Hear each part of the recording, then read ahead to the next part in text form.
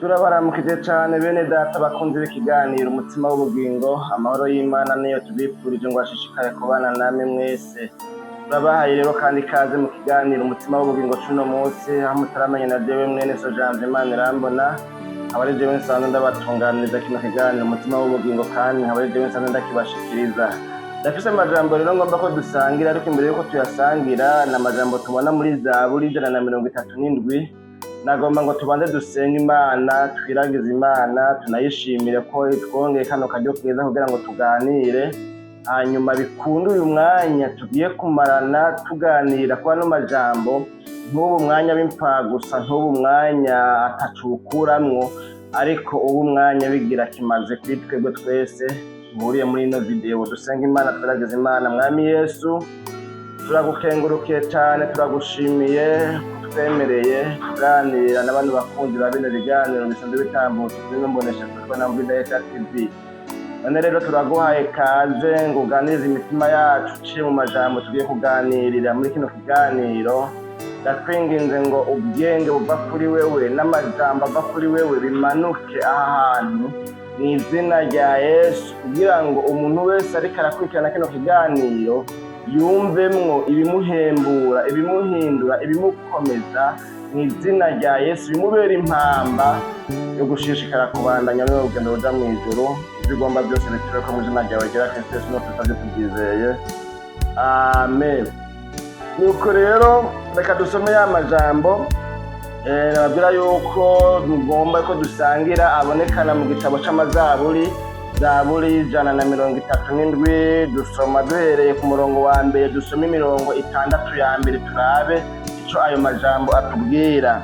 Ayo majambo avuga ngo, ku nzuzi z'i Babuloni niho twahora twicara, mbere tugaturikisha tukarira twibutse Siyoni. Ku biti vyaho niho twari tumanitse inanga zacu, kuko abatwambukanye turi nyagano batugombera kw'indirimbo aho hantu. Abatugaraguza agatsi batugomba kw'akanyamuneza, bati nimuturirimbire ku ndirimbo z'i Siyoni. Mbega tworirimba dute indirimbo y'Uhoraho turi mu mahanga? Yerusalemu we, ninakwibagira n'ukuboko kwanje kw'iburyo nikwibagire gukora, n'ururimi rwanje rumatane no mu magage, nintakwibuka. Nintakunda Yerusalemu ngo ndaharutishe ibinezereza by'agahebuza. Imana yacu nihimbazwe bene data bakunzi ba kino kiganiro umutima w'ubugingo cuno munsi. N'ano majambo dusomye muri ino Zaburi, muri kino gitabo c'amazaburi. Kino gitabo c'amazaburi naco kikaba kirimwo indirimbo zaririmbwa n'Abisirayeli, zaririmbwe muri kahise k'ihanga rya Isirayeli. Twari guca tuvuga mbere ngo iyi ni indirimbo y'137 mu gitabo c'indirimbo z'Abisirayeli. Imana yacu nihimbazwe. Ni Zaburi rero dusomye, canke ni indirimbo, reka tuvuge gutyoyi, dusomye ibitero 6 vya mbere, canke se amaverse ya mbere 6, nkuko muri babivuga abaririmba mu migwi canke se muri uwo mwuga wo kuririmba. Imana yacu nihimbazwe. Rero ngomba ko dukuramwo ijambo rivuga ngo ku nzuzi z'i Babuloni. Niryo jambo twabonye imbere banashaka ritangura ino Zaburi. Ngomba ko dukuramwo iri jambo rivuga ngo ku nzuzi z'i Babuloni. Imana yacu nihimbazwe. Rero ni aya majambo dukuye muri ino Zaburi. Izaburi 137 ni imwe mu mazaburi 150 agize kino gitabo c'amazaburi, canke se c'indirimbo zagiye ziririmbwa mu ihanga rya Isirayeli. Hariho ibyo twavuze kuko kuri ano mazaburi, ariko mugabo nibaza ko tutaba tugaruka ko kubera yuko twaba dusanga kumbura umwanya ugiye kuba muremure, tutarashika mu ijambo nyezina tugomba kuvugana kuri uno munsi, ari ryo giri twamaze kuvuga yuko rivuga ngo ku nzuzi z'i Babuloni. Izi ndirimbo Abisirayeli bagiye baririmba barazikoresha cyane mu myanya itandukanye, cyangwa se mu bihe bitandukanye, aho wasanga hariho ngo zicurarangwa, no kuvuga ziherekezwa n'umujya, novuga ngo umujya w'inanga. Yaba hariho igitari, ico gihe twavuga tuti umujya w'igitari, ariko ico gihe hariho inanga, hariho udushako tw'ingoma, hariho ibyo bita ngo za matowazi, hariho n'ibindi bicurarangisho kumbure bitandukanye kumbure by'ico gihe kandi byisunze imico n'imigenzo y'ayo mahanga yo muri kiriya gihe co mw'isezerano rya kera mw'ihanga ry'Abisirayeli canke no mu mahanga yari abakikuje, kubera wasanga hariho ibyo kumbure nabo nyene bahuriyeko n'abandi bantu kumbure batandukanye mu bijanye n'inyandiko, mu bijanye no gucuraranga canke se no kuririmba navyo birashoboka. None rero iyi zaburi rero tubonye niyo zaburi yonyine muri ano mazaburi 150 abonekana muri kino gitabo c'amazaburi ivuga ku byabaye i Babuloni, Abisirayeli igihe batwagwa ari nyagano, igihe batwagwa banyazwe bagatwagwa i Babuloni. Imana yacu nihimbazwe. Ni ukuvuga muri andi majambo iyi zaburi niyo yonyine bibonekana ko ivuga kuri kino gihe c'ikinyago cabaye i Bwisirayeli. Twarigeze kuvuga muri video iraho ibinyago bikuru bikuru Abisirayeli bahuye nabyo, ni ukuvuga ingene Abisirayeli bajanwe inyagano, babaye deporte, babaye captive, babaye exile, bagakugwa mu gihugu cabo bakajanwa mu gihugu c'ababanyaze, c'ababarwanije, bakabanesha, bakabatsinda. Imana yacu nidutabara ivyo binyago. Nimba muvyibuka kumbe ko bamaze gukurikirana izo video twakishije ngaha ni ukuvuga ngo hari ikinyago kimwe cabaye kiba nko mu mwaka wa 605 imbere y'ivuka rya Yesu. Abisirayeli baraterwa, baraneshwa, baratsindwa, hanyuma barabanyaga, ariko ntibabanyaga no ngo rukomba amazi ngo abantu bose babatware igihugu gisigare kigaragara. Hanyuma haciye imyaka hafi 8, ni ukuvuga mu mwaka wa 597 naho nyene harasubira harategwa Yerusalemu. Abisirayeli bazoya barategwa, ubwoko bw'Imana buratsindwa, n'ubundi barasubira barahashura, habaho deportation, habaho ikinyago, baranyagwa, baratwagwa. Hanyuma rero haciye n'imyaka 11 nayo, ni ukuvuga nko mu mwaka wa 586 imbere y'ivuka rya Yesu, hasubira haba ikindi gitero kigira gatatu, naco nyene cabayemo novuga ngo ico abandi imbere mu bashakashatsi mu bya Bibiliya bavuga ngo habayeho destruction complete y'igisagara ca Yerusalemu, habayeho kunyagwa urukomba amazi. Igisagara ca Yerusalemu kiranyagwa urukomba amazi, kirasamburwa novuga ngo mu buryo novuga ngo gusamburwa burundu. Imana yacu nidutabare. Rero iki gihe bari banyazwe canke se bari batsinzwe n'umwami Nebukadineza w'i Babuloni, aca afata abantu bose bakomakomeye, imisore, imiyabaga, abigeme, abagabo, abantu bagifise inguvu boshobora gukora bagateza imbere igihugu cabo, bose abatwara ari nyagano i Babuloni bagenda kubayo. Hanyuma aha ari i Yerusalemu hasigara abantu novuga abantu ataco bamaze, novuga ntaco bamushobora kumarira igihugu. Abatama bageze mu zabukuru nibo ahanini novuga ngo bagize ntibasigaye. Imana yacu nidutabare. Rero uyu muririmbyi yagize ino ndirimbo ntagaragara neza uwo ari we. Hari n'abavuga ngo yoba ari naka, yoba ari Yeremiya, yoba ari uyu, ariko mugabo ivyo ntitugomba kubiteramwo, ivyo bintu vy'amaliteratire kumbure y'abasigura Bibiliya ibi na biriya. Ariko ico tubona ari naco kituzanye ni ukuganira kuri ano majambo uyu muririmbyi yaririmbye muri ino ndirimbo, bamaze kuva hariya i Babuloni bakagaruka i Yerusalemu, bamaze kuva mu kinyago, bamaze kuva muri iyo captivité cyangwa se muri iyo deportation, babaye deporté bakajanwa i Babuloni. Harageze igihe baragaruka, hari nko mu mwaka wa 513 ku ngoma y'umwami Kuro, nimba mvyibuka neza ko sinabanje kubisoma cyane, ariko mugabo nibuka ko hari ku ngoma y'umwami Kuro. Mu mwaka wa 513 rero ngo habaho itangazo ritangaza rivuga ngo abantu bose bari baratwawe ari nyagano bararekuriwe, barahawe uburenganzira, umuntu wese abyipfuza ararekuwe, abaye uwidegenza nisubirira iwabo amahoro. Imana yacu nihimbazwe.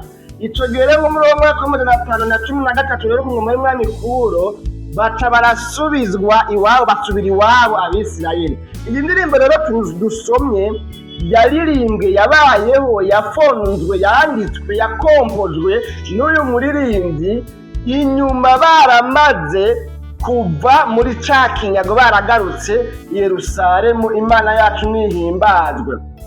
Rero uyu muririmbyi araririmba ati reka ndirimbe muri ino ndirimbo yanjye mvugemwo ivyabaye ca gihe twari Babuloni, erega urunganwe ruzoza mu nyuma vyoshika hakazoza batazoba babizi, bavutse mu nyuma batazi ivyo twebwe basekuru babo na basekuruza babo twaciyemo igihe twaba i Babuloni, igihe twakurwa mu gihugu c'amasezerano, igihe twagwanywa tugatsindwa tukaneshwa. Hazoza urunganwe muri kazoza rutazomenya ivyabaye. Reka ndirimbe rero izi ndirimbo rero bagenda baziririmba mu bihe bitandukanye, hamwe ugasanga bariko baririmbamwo amajambo avuga ugukomera kw'Imana. hari izaburi tubona ivuga ngo uhoraho yadukoreye ibikomeye natwe turishimye. bariko barahimbaza Imana bibuka ugukomera kw'Imana, ibitangaza n'ibihambaye Imana yabakoreye. izindi bakaziririmba bari mu mayira baduga ngo mu minsi mikuru Yerusalemu. hariho iminsi mikuru y'ab'i Yerusalemu gatatu mu mwaka. iyo bariko baraduga rero baririmba indirimbo zari mu mugoma zaburi zitwa ngo ni indirimbo zo mwiduga. zari indirimbo zo mwiduga kubera yuko zari indirimbo baririmba baduze i Yerusalemu mu minsi mikuru. si kubera ko hari indirimbo zo mu magogoma, zo mu mamanuka, zo mu macika, zo mu maryama canke kubera yuko zakunda kuririmba iyo bariko baraduga baja mu minsi mikuru Yerusalemu. bagenda baravuga ivy'Imana yabakoreye, bongera bavuga n'ibyo bagomba ko Imana ibagirira neza, bavuga imitwaro yabo mu ndirimbo, babwira Imana bagiye gusenga Yerusalemu mu minsi mikuru. Imana yacu nihimbazwe. bene data bakunzi ba kino kiganiro umutima w'ubugingo cuno munsi rero, iyi ndirimbo uno muririmbyi avuga ku vyabaye i Babuloni, avuga ngo ku nzuzi z'i Babuloni niho twahora twicara. ca gihe imbere y'amahanga byabonekana yuko ikigirwamana c'i Babuloni citwa Maruduki cagwanye kikanesha. uko mu bisanzwe muri iriya myaka igihugu kigwanije ikindi kikakinesha, vyafatwa nk'aho Imana y'ico gihugu, kuko ariyo baba bishimikije nimba ari ikigirwamana, iyo bagwanye bakanesha nk'abafilisite bagwanye bakanesha, naho byasigura ngo ikigirwamana cabo, Imana yabo yabafashije, yabagwaniye, yabaneshereje. mu yandi majambo byose bifatwa nk'aho umengo Imana y'iri hanga yahanganye n'Imana yari gahanga, cyangwa se Imana ya kino gihugu yahanganye n'Imana ya kirya gihugu, hanyuma iyi Mana imwe muri zino zibiri iranesha iyo yindi Mana. rero muri kino gihe byabonekana umengo n'agatukisha, kandi byaragatukisha ni koko, ariko Imana yarabiretse kubera ko yari yarabibabwiye yuko nibatihana, nibatahindukira ngo bave mu byaha, bave mu ngeso mbi zabo bagenderamwo Abisirayeli, bizobateza ibyago, ko hazobaho kunyagwa, ko bazoterwa bakagwanywa bagatsindwa n'abansi babo nibatihana. hanyuma ubwo buhanuzi bubaburira ntibabwumvira, ntibabwubahiriza. Imana yacu nidutabare.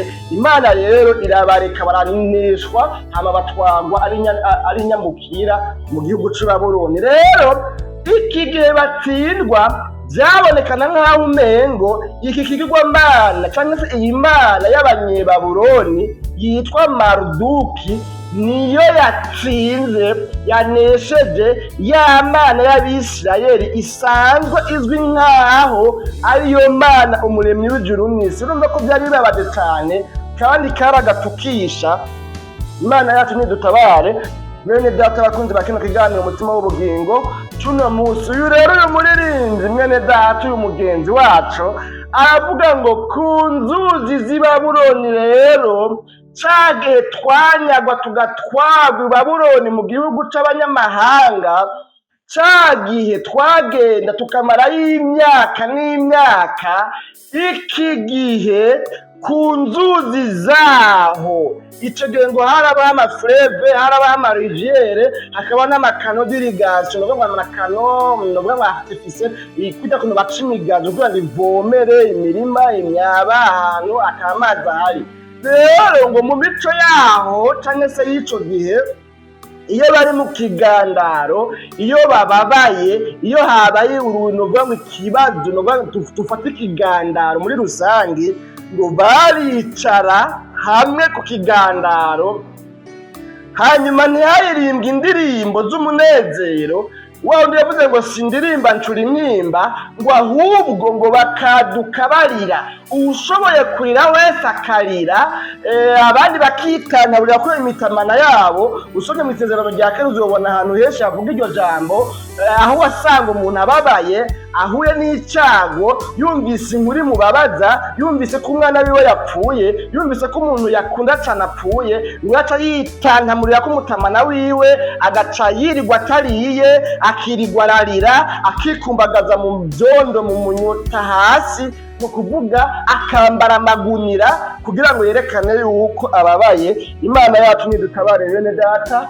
bakunzi ba kino kiganiro umutima w'ubugingo cuno musi. Rero ngo aba Bisirayeli rero ngo ku nzuzi z'i Babuloni, ico gihe nubwo bari basanzwe bazwi yuko ari ihanga rikunda kuririmba, nubwo bari basanzwe bazi yuko bafise impano yo kuririmba mu buryo budasanzwe, nubwo bari basanzwe bazwi yuko Abisirayeli nihaba hari ikintu kibaho bakunda cane ari ukuririmba indirimbo z'abatazirano, indirimbo zo guhimbaza Imana, indirimbo zivuga ugukomera kw'Imana yabo, nubwo ivyo bintu bari babibaziko, nubwo bari bazi ko ari abantu bubaha Imana yabo, bayikunda kandi bayitaho, bayitwararika, ico gihe kubera yuko ngo bari bavuye mu gihugu c'iwabo, ni ukuvuga ku butaka bw'iyo Mana, ahantu uvuga ngo aho iyo Mana ibarizwa, mu gihugu iyo Mana ibarizwamo,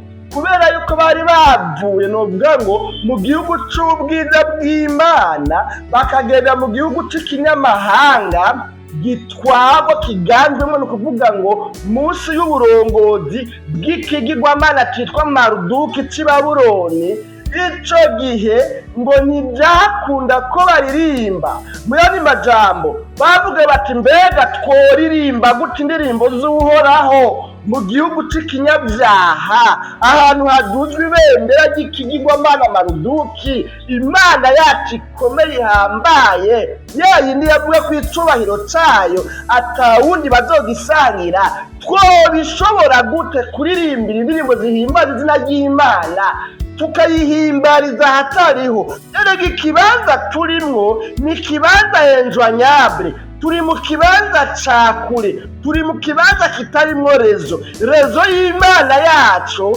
ntikorera muri ino teritwari. Rezo y'Imana yacu irafise aho ibarizwa, ubwiza bw'Imana yacu burafise aho buhimbarizwa, kandi ngo ihanga rya Isirayeli naryo kubaho ridafise ahantu risengera, kubaho ridafise urusengero risengeramwo mw'ihema ry'ibonaniro canke se ku ngoro y'Imana, ico kintu cari ikintu kibabaje cane, kuko babona yuko ata buzima, ata eglise nta buzima, ata shengero nta buzima, ata hantu ho gukoranira ngo basenge Imana nta buzima. Rero kubera yuko bari bagiye muri ico gihugu akaba ata ngoro yitirirwa izina ry'Imana yabo yariyo, babona yuko ata buzima buhari, ibintu vyapfuye, vyononekaye, vyabaye nabi. Imana yacu nihimbazwe.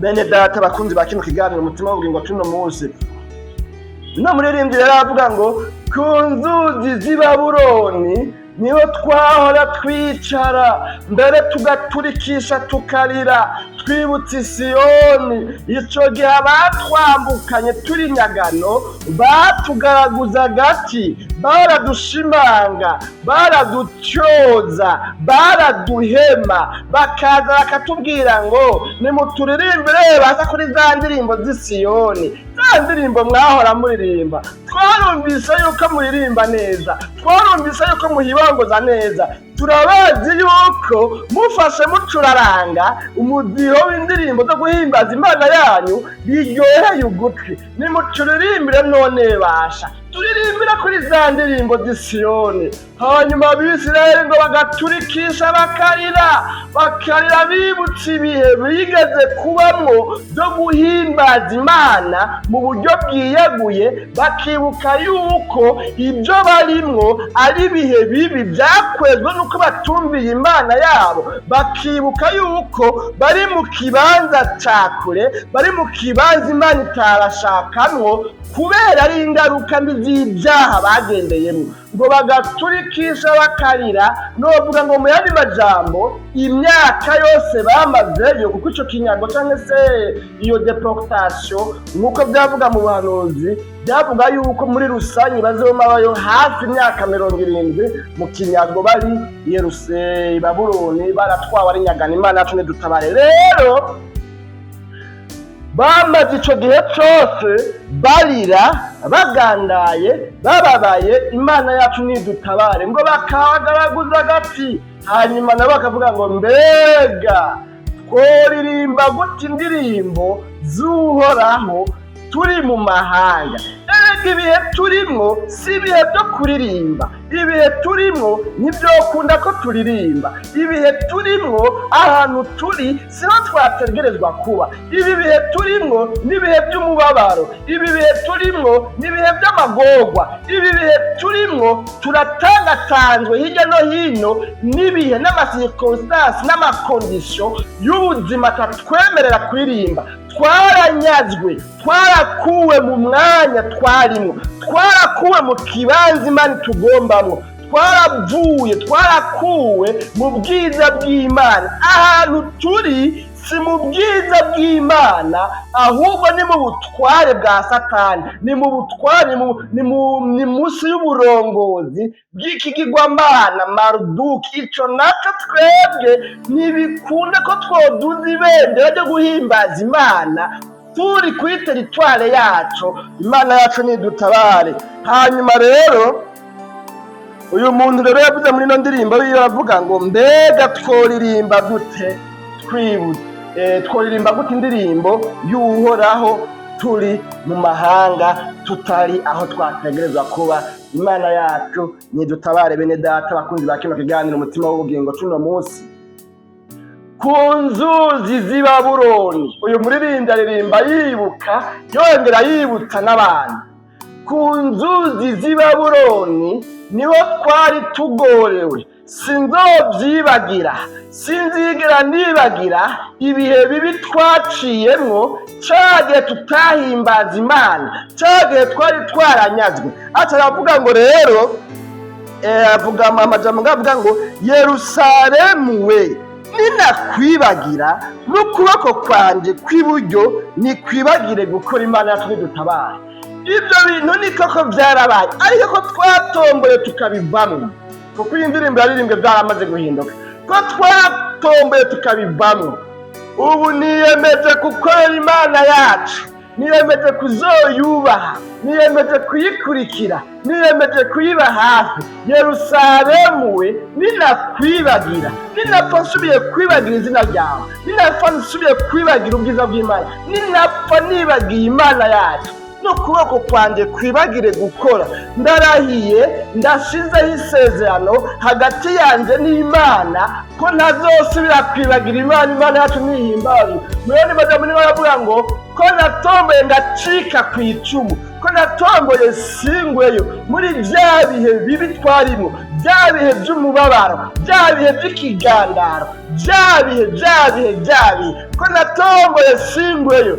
Jewe narahiye sinzosubira inyuma, ko natomboye singwe mu byaha, za ntege nke nahoramwo, bya bihe bibi narindimwo, hahandi ntabona ubwiza bw'Imana, hahandi ntumva ijwi ry'Imana, ko natomboye singweyo. Ufashe ingingo yo kutazosubira mu byaha byatumye mba kure y'Imana, hako ndavyibagira, hako nibagira Imana, hako mpeba Imana, hako ntandukana n'Imana, hako mba kure y'Imana ubugira kandi nzotume mpomba ibindi byose, nzotuma mpomba ibyo mfise byose, nzotuma mpeba ibindi byose binezereza by'isi, ariko sinibagira Imana, simve ku Mana. Imana yacu nihimbazwe. Bene data bakunzi ba kino kiganiro umutima w'ubugingo cuno munsi, nta n'amajambo rero burya tuko turatera duhava turangiza. Ngomba kuvuga iki rero? Ngomba kuvuga ngo nk'uko abisirayeli hariho ibihe babayeho byiza, ariko mugabo bakagira intege nke bagacumura. Ugucumura kwabo tukabakura mu bwiza bw'Imana, tukabakura mu kibanza c'Imana, tukabakura ahantu hari rezo y'Imana, tukabajana ahantu mu kibanza ca kure, tukabajana ahantu batumva ubwiza bw'Imana. Ugucumura kwabo ukabajana munsi y'uburongozi, munsi y'ubutegetsi bwa Shetani, munsi y'ubutegetsi bw'iki kigwamana citwa Maruduki c'i Babuloni. Nk'uko abisirayeli vyashitse hakabaho ingaruka mbi z'ibyo bakoze bitahimbaye Imana, haba bikabashikana ahantu habi bidakunda ko bahimbaza Imana, bidakunda ko bubaha Imana, bidakunda ko bakorera Imana. Birashoboka nkawe yuko mwene data uri kurakurikirana kino kiganiro umutima w'ubugingo, wowe nawe uri mu bihe nk'ibyo ku nzuzi z'i Babuloni, ugasanga nawe nihuri aho hantu utacumva ijwi ry'Imana, aho hantu utacumva Imana iganiriza umutima wawe, aho hantu Imana itakikugendera, aho hantu wahora urota inzozi zivuye ku Mana, Imana ikakubwira ibigiye kuba kandi ibyo ikubwiye bikaba. Aho hantu ugasanga uri ahantu utacumva iby'Imana aho ivugana nawe, ugasanga muri ino minsi uri mu minsi y'ubugaragwa, uri mu buzima bwumye, uri mu buzima bidakunda yuko usenga. Niyo ugaragaje ngo usenge kubera yuko utari aho gusengera, ugasanga amasengesho arakama, amasengesho yawe akaba amasengesho yumye, ukabura amasengesho usenga kuko uri mu bihe by'ukinyantege nke, uri mu bihe by'ubugaragwa, uri ku nzuzi z'i Babuloni, uri mu ibohero ry'i Babuloni, ubohewe ahantu mu kinyago, waranyazwe amasengesho, waranyazwe za ndirimbo zo guhimbaza Imana. Kera wararirimba ukumva indirimbo ikugwa n'iyindi, ukumva ikorasi ikugwa n'iyindi mu masengesho. Iyo winjiye mu mugore w'abasenzi utanguye gusa gutera indirimbo, abantu bose barafashwa, indirimbo yakugwa n'iyindi, abantu bakuzuzwa, abantu bagahembuka. Iyo ugize ruwaye na adoration muri eglise, abantu bagira ibihe byiza, ariko kubera yuko wagize intege nke, kubera yuko wagendeye mu byaha, kubera yuko wacumuye, kubera yuko wakoze ibizira, hanyuma ntubyihane, Imana ikakuburira, hanyuma ubifata ko ari ibisanzwe. Hageze igihe rero kumbure uba muri ibyo bihe by'ubugaragwa. Imana yacu nidutabara. Ariko mugabo rero iri jambo ritumbereye kuvuga ngo iki? Ritumbereye kubwira umuntu wese ari ku nzuzi z'i Babuloni. Iri jambo ritumbereye kubwira umuntu wese ari mu kibanza ca kure. Iri jambo ritumbereye kubwira umuntu wese ari enjoignable. Uri jambo ritumbereye kubwira umuntu wese bamutelefoni bavuga ngo uyo muntu murondera ntimushobora kumuronka kuko ari mu kibanza ca kure, ahatavugirwa iby'Imana, ahantu amasengesho yiwe atumvikana. Uyo muntu ari mu kibanza ca kure, aho indirimbo ziwe bitagikunda, aho adakabuta ubwiza bw'Imana, aho adasumakura ubuhanuzi kubera ko yavuye mu bwiza bw'Imana. Uyo muntu ari mu kibanza ca kure. Ijambo rero rije ribwira uyo muntu ari mu kibanza ca kure ngo yewe wa muntu we, uri ku nzuzi z'i Babuloni, uri mu bihe bidakunda kuririmba, uri mu bihe bidakunda gusenga, uri mu bihe bidakunda gukorera Imana. Iri jambo niwe wariziye ngo usubire ubwire Imana, winginga Imana ati Imana ndakwinginze ngo umbabarire ibyo nagendeyemwo, ibyo navuze, inyifato zanje, ingeso zanje. Ndabonye yuko ari ahantu navuye nkagwa mu bwiza bwawe,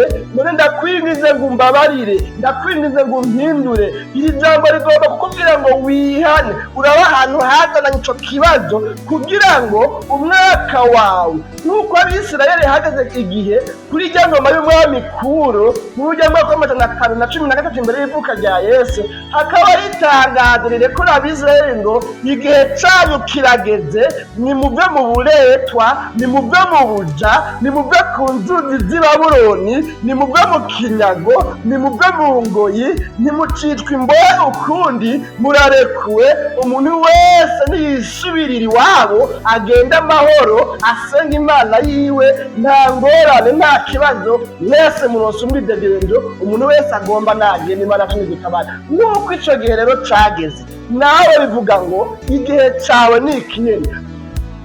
Biracashoboka yuko nawe igihe cawe kigushikako ukava mu bihe umaze iminsi ubohewemo. Bigusaba gusa kurokonesa, kumenya no gutahura no kwemera, ukemanga aho wavuye ukagwa, ukemanga yuko ibyabaye, ibyatumye itara ryawe rizima, ibyatumye ingabire zawe zizima, ibyatumye amasengesho yawe akatika, ibyatumye za ndirimbo wari uririmba zikatika, ibyatumye bakure y'Imana ari ibyaha, ari inshingano zawe, ari wewe wagize esheke, ari wewe waneshejwe, ari wewe wagwanijwe ukaneshwa mu buryo bw'impwemu. Bisaba kubirokonesa, bisaba kubimenya, hanyuma ukabwira Imana ngo Mana ndakwinginze ngo mbabarire, amaraso yawe amboneke ko, hanyuma igihe nanje canje co kuva muri bino bihe ndagomba ngo kimbeko, ndagomba gusubira mu bihe byiza. Niwasubira mu bihe byiza rero, kuko Imana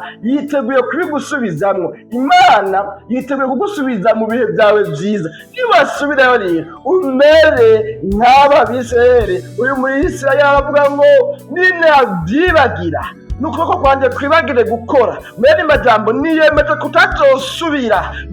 kutazosubira kugururira umuryango umwasi Satani, niyemeje gukorera Imana, gushiraho isezerano rishasha hagati yawe n'Imana, yuko wiyemeje gusubira gukurikira Imana mu mwemu no mu kuri, mu kugororoka no mu kubaha Imana. Imana yacu nihimbazwe. Umurongo wa nyuma hariya yavuze ngo hazohigwa uzofata abana bawe bato akabahonda ku rutare. Imana yacu nihimbazwe.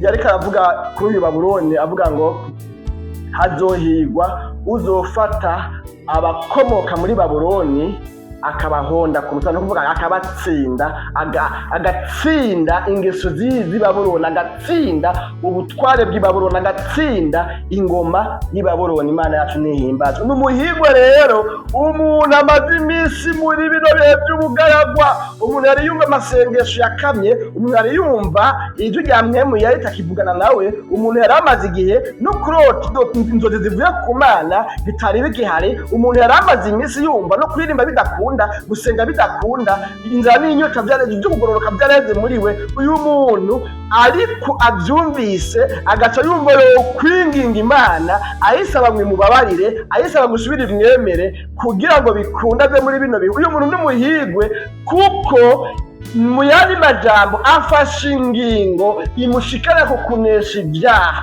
afashe ingingo imufasha ku kwiganzura ngo ave munsi y'uburongozi bwa Maruduki ikigwamana c'i Babuloni, afashe ingingo imushikana ku kwiganzura inganji ya Shetani, inganji ya kameremere y'umubiri. Ndakubwiza ukuri, niwatakambira Imana, niwinginga Imana, niwayibwira ngo Mana maze iminsi ku nzuzi z'i Babuloni, igihe maze ku nzuzi z'i Babuloni nikirangirire ngaha. Umuntu avuga ngo ndarambiwe no kuguma mbohewe ku nzuzi z'i Babuloni, ndarambiwe, igihe maze ndi ku nzuzi z'i Babuloni kirarangiye, kirandambiye, nigishirire ngaha. Igihe maze ingabire yanje imanitse ku nzuzi z'i Babuloni, ico gihe nikirangire, kirandambiye. Umuntu yumva yifuza kuva ku nzuzi z'i Babuloni, yifuza ko ubugingo bwiwe bw'impwemu bumanurwa bukakugwa ku biti byo ku nkengera z'inzuzi z'i Babuloni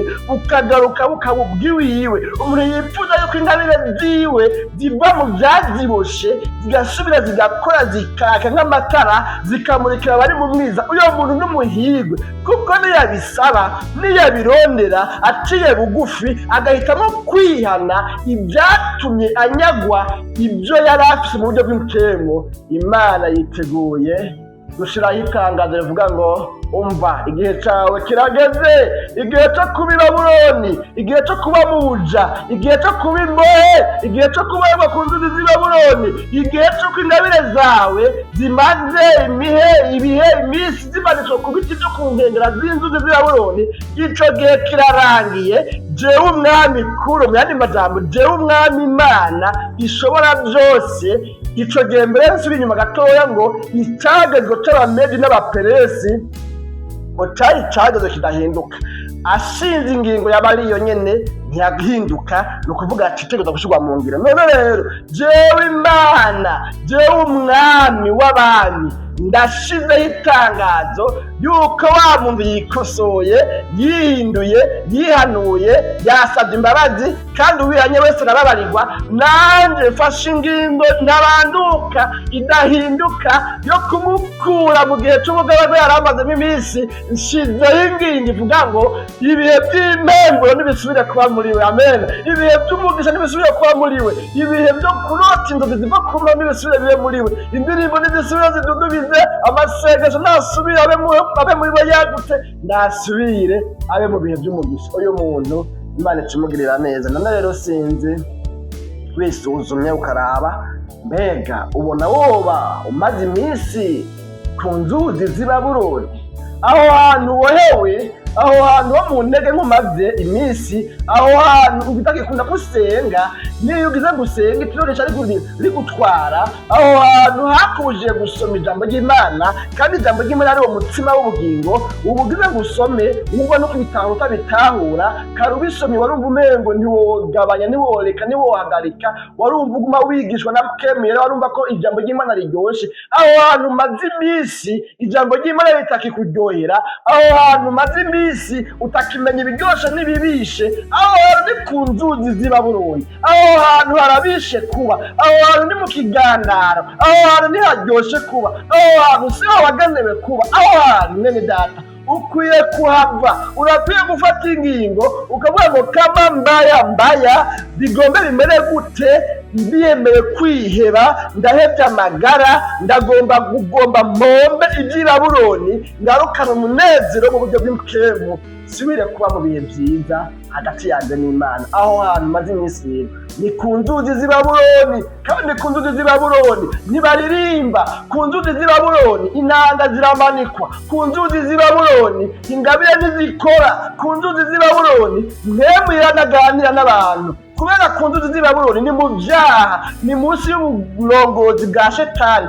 Ku nzuzi z'i Babuloni si mu kirere c'ubwiza bw'Imana, ku nzuzi z'i Babuloni ni mu kibanza ca kure. Aho hantu ukwiye kuhava mu izina rya Yesu. Reka uhave mu izina rya Yesu, reka uve mu ngoyi za Shetani, reka ubohoke, reka uve mu bihe by'ubugabo wari umazemo iminsi, reka uve mu bihe by'intege wari umazemo iminsi, reka usubizwemo imbaraga, reka usubizwemo ubushobozi, reka amasengesho asubire adudubize, reka indirimbo zisubire ziburuke muri wewe, reka kwihana ibyaha gusubire kubeho muri wewe, reka ubwiza bw'Imana busubire busendanishe nk'inzuzi z'amazi y'ubugingo muri wewe, hanyuma bikubashishe kuvuga ngo sinzosubira, ndamaramaje, ngiye gushishikara kubaha Imana. Nano majambo rero nari mfise, n'umuhirwe umuntu afata ingingo yo kuva aho hantu ari, igihe cyose amaze kubona yuko atari heza agaca afata ingingo yo kuhava. Uyo muntu n'umuhirwe, Imana iramukunda, Imana iramwemera, Imana imugirira neza, Imana imuronsa ico umutima wiwe wipfuza. Ariko n'umuhombe umuntu avyumva akabona umengo nyene nta kundi ntibigikunda, ariko vyosubira bigakunda, byaniye nahorana akagiye nikagaruka reka agaciwe karumasha. Ubu jewe ntosubira nkasenga kwa kuri nahora nsenga, ubu ntosubira ndafata amasengesho ya minsi yose nahora mfata, vyosubira bigakunda. Umuntu yumva kumerwa ntivyokunda, umuntu yumva muri we yuko bitagikunda ubwiwe bwamaze guhera, uyo muntu nimuhobe kubera ntibigikunda nyene, kubera yuko muri we yishizemwo ko bidakunda, muri we ikiriki igifise imbaraga gusumba ibindi nikimwemeza ko bidakunda, ariko Imana yagomba kuva muri ubwo buhombe bw'ico kintu kikwemeza ko bitagikunda, ahubwo ube mu mugabane w'abantu bavuga ngo biracakunda, biracashoboka ko Imana ivuganye nanje ikababwira ngo nimve ku nzuzi z'i Babuloni, ko Imana impamagariye kuva ku nzuzi z'i Babuloni, bwa bundi biracakunda, ko Imana itangaje iri tangazo mu kiganiro umutima w'ubugingo rivuga ngo nuve ku nzuzi z'i Babuloni, va muri izo ntege nke umazemo iminsi, va muri ivyo bihe watwawe ukaba inyagano, vayo, garuka ndakubabarira, garuka ndagusubiza mu bihe vyiza nk'uko Abisirayeli bavuye i Babuloni bakagaruka mu bwiza bwanje bagasubira bakanezerwa, garuka nawe vayo ndakugirira neza, niwihana ibyaha uveyo. Umuntu aza kuvyumva akavuga ngo ndemeye bwa bundi biracashoboka, ariko biracakunda, hamwe novyemera nemerera Imana kano kantu nteye nkakitaba, biracakunda. Uyo muntu n'umuhigwe, kandi nico Imana yifuza ko uba umuhigwe ukumva ko bigishoboka. Biracashoboka yuko usubira kugira umuhamagaro nk'uwo wahorana kera, biracakunda yuko usubira gusenga kandi bigakunda, biracakunda yuko usubira kuririmba bigacamwo, biracakunda ko za ndirimbo zisubira zikagaruka, naho zaroye ziri ahantu mu kibanza c'ubwiza bw'Imana. Igituma zitagihari ni kubera wavuye muri rezo y'Imana, ni uko wavuye mu kibanza c'ubwiza bw'Imana ukaja mu kibanza ca kure aho zirya ndirimbo zidasumakurana nawe, ariko biracashoboka. Hamwe wofata ingingo yo guhindukira ukavayo ukagaruka mu bwiza bw'Imana, biracashoboka. Nta majambo rero kuvuga menshi siko kuyamara, tuzosubira mu kiganiro umutima w'ubugingo c'ubutaha. Mwari kimwe na jewe mwene Sojambo Imana irambona, sanga ndabategurira kino kiganiro, dusenga Imana, turagize Imana mu gusozera kino kiganiro. Mwami Imana njya guhora ku ngoma, turagushimiye cane, turagukengurukiye. Uri Imana nziza, uri Imana ukunda abantu bayo, uri Imana utagomba ko abantu bawe baguma ku nzuzi z'i Babuloni, ntugomba ko baguma babohewe ku nzuzi z'i Babuloni. Turagushimiye kubwa rino tangazo utangaje, ukabwira imitima yacu ko abantu babohewe ku nzuzi z'i Babuloni bakwiye kuvayo, aho hantu ari mu kibanza ca kure, ariko hamwe bokwihana ibyatumye bakorokera muri ubwo buja, ibyatumye bakorokera muri ubwo burongozi, muri ubwo butware bwa Shetani, bavyihanye boca bagarukanwa kubw'itangazo utangaje ribasubiza mu bwiza bwawe. None rero tugushimiye cyane kubw'ayo majambo, tuvuga ngo Mana uyakomeze muri twebwe, uyashigikishe ibimenyetso n'ibitangaza muri twebwe, uyagura umuntu wese ayumvise ashishikare kumuhindura, amusubize mu bihe vyiza, ave muri ibi bihe by'ubugaragwa yarimwo, akugwe hari i Babuloni ku nzuzi z'i Babuloni, agarukanwe Yerusalemu, ahantu Imana iri mu bwiza bw'Imana. Urakoze ivyo ugomba byose bishishikare kuba rero, izina ryawe ryera Kristo Yesu niho tubisabye tubyizeye, amen.